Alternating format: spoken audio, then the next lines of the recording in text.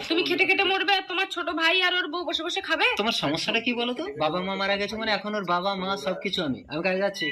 তার মানে আমাকেই ব্যবস্থা করতে হবে। আসছি। দাদা কাজে যাচ্ছেন? হ্যাঁ। দাদা আমিও কাজে যাব তোমার সাথে, নইলে আমি কাজ শিখবো কি করে? আচ্ছা ঠিক আছে চল। দিদি কি ভাবছো? ভাবছি তোর বর তো আমাকে ছাড়া ঘুমোতোই না, আর বিয়ের পর তো এখন আসেই না। দাদা কিছু বলতেন না? আরে দাদা তো নাইটে ডিউটিতে যেত।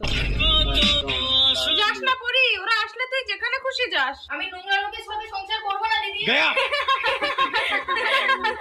এবার ছোট ভাইয়ের পালা। কাজ থেকে এলাম। মিতা পরি চলা গায়া। দেখো না ছোট আমার সাথে ঝগড়া করে আমাকে মিথ্যে বদনাম দিয়ে পালিয়ে গেল। আমার নাকি ঠাকুরপুর সাথে লাইন আছে। কি? বৌদি মানে মায়ের সমান, বৌদিকে এত বড় কথা বলেছে, ওকে আর আসতে হবে না। এ ভাই শোন শোন।